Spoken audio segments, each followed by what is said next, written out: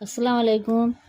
Be be Halima کا حبیب خدا کو لے کر اپنے مکان پر آنا۔ بی بی حلیمہ سعدیہ سے روایت ہے کہ جب آپ نے اس دنیا میں جلوہ فرمایا تو ایک شب غیب سے آواز آئی کہ اے بنی سعد کی عورتوں خبردار ہو، اللہ نے تم پر رحمت نازل فرمائی کہ قبیلہ قریش میں ایک لڑکا پیدا ہوا ہے، دوڑو اور جلد اس کو اپنی آغوش میں لو۔ حلیمہ فرماتی ہیں کہ یہ خوشخبری قبیلہ سعدیہ کی عورتیں سن کر مکہ کی طرف دوڑی ہوئی گئیں۔ ان سب عورتوں کی سواریوں کے جانور نہایت تیز تھے اور میری سواری کی اونٹنی نہایت ضعیف اور سست تھی، ہر چند میں اس کو ہانکتی تھی لیکن وہ آہستہ آہستہ چلتی تھی۔ میں سب سے پیچھے رہ گئی۔ ان سب عورتوں نے جلدی سے جا کر تمام سرداروں اور امیروں کے لڑکے لے لیے، لیکن مجھ کو کوئی لڑکا نہیں ملا۔ مایوس ہو کر ایک طرف غمگین بیٹھی تھی۔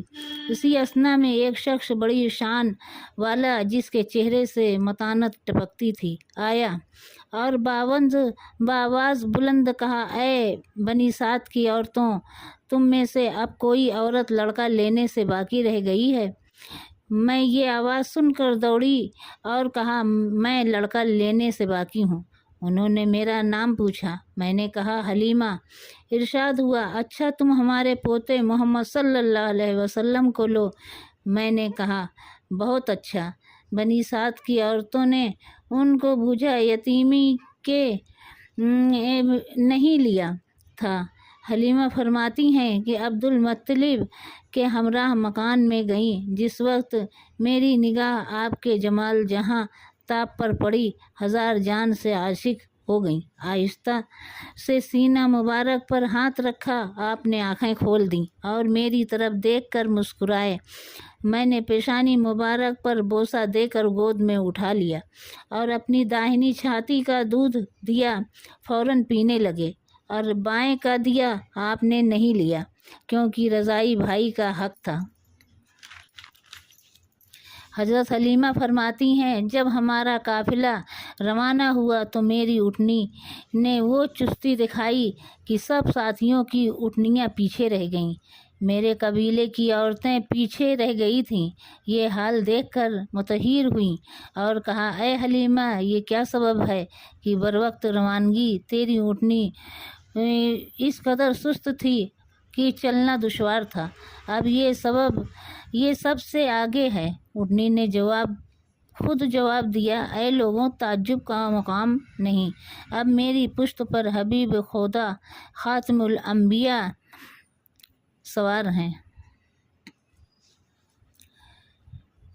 جس قدر ناز کروں آج مجھے زیبا ہے کہ میری پشت پر سردار رسولوں کا ہے۔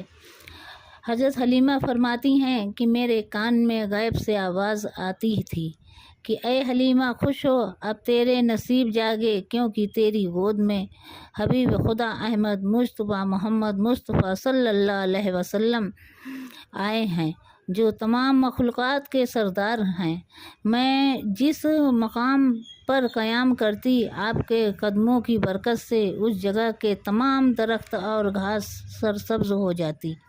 جس روز سے آپ میرے مکان میں تشریف لائے، مجھے چراغ جلانے کی ضرورت نہیں پڑی، کیونکہ آپ کا چہرہ 14ویں رات کے چاند کی مانند چمکتا تھا۔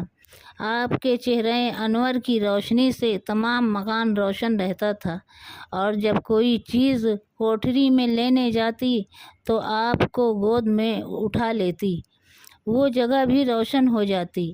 اور آپ فرماتی ہیں کہ کبھی آپ مثل بچوں کے نہیں روتے تھے، اور کبھی ضد کرتے تو میں یہ کہہ کر سلاتی